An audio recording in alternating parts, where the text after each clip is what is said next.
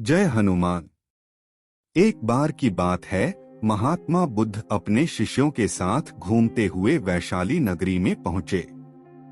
वैशाली को उस समय 16 महाजनपदों में एक महत्वपूर्ण जनपद माना जाता था, जिसकी ख्याति दूर दूर तक फैली हुई थी।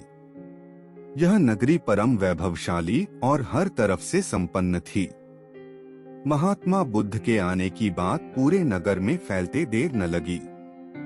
जिसे जब पता चलता वह तभी उनसे मिलने पहुंच जाता और उनके उपदेश सुनकर खुद को भाग्यशाली समझता। बुद्ध का चरित्र ही ऐसा प्रभावशाली था कि उनसे प्रभावित हुए बिना कोई नहीं रह सका। उस नगर की गणिका और राजनर्तकी आम्रपाली भी बुद्ध से मिलने की इच्छुक थी। ऐसी ही ज्ञान भरी कहानियां सुनने के लिए हमारे इस चैनल को सब्सक्राइब जरूर करें और वीडियो को लाइक करना ना भूलें।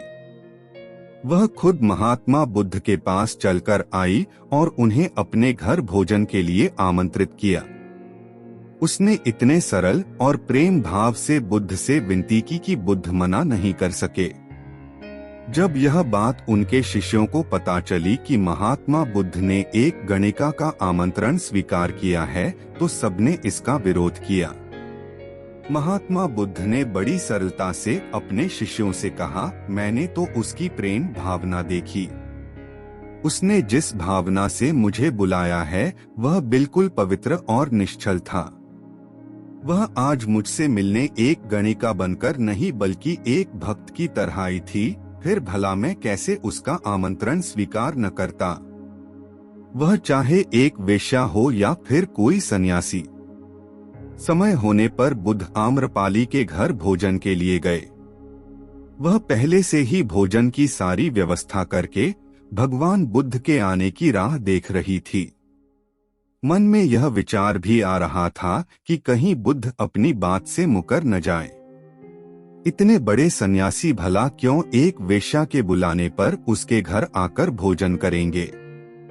परंतु जैसे ही आम्रपाली ने बुद्ध को अपने घर आते देखा, उसकी प्रसन्नता का ठिकाना न रहा। वह दौड़कर दरवाजे पर गई और उनका स्वागत किया। खुद अपने हाथों से भोजन परोसा और उनकी आवभगत की। महात्मा बुद्ध के शिष्यों ने जो उनके साथ आए थे, जब एक वेश्या को, जिसके कदमों में खुद सम्राट बिंबिसार से लेकर अजातशत्रु थे, पूरी वैशाली जिसकी एक झलक पाने के लिए तरसती थी, उसे एक सन्यासी के लिए ऐसा व्यवहार करते देख बुद्ध के शिष्यों के मन में अपने गुरु के लिए सम्मान और ज्यादा बढ़ गया।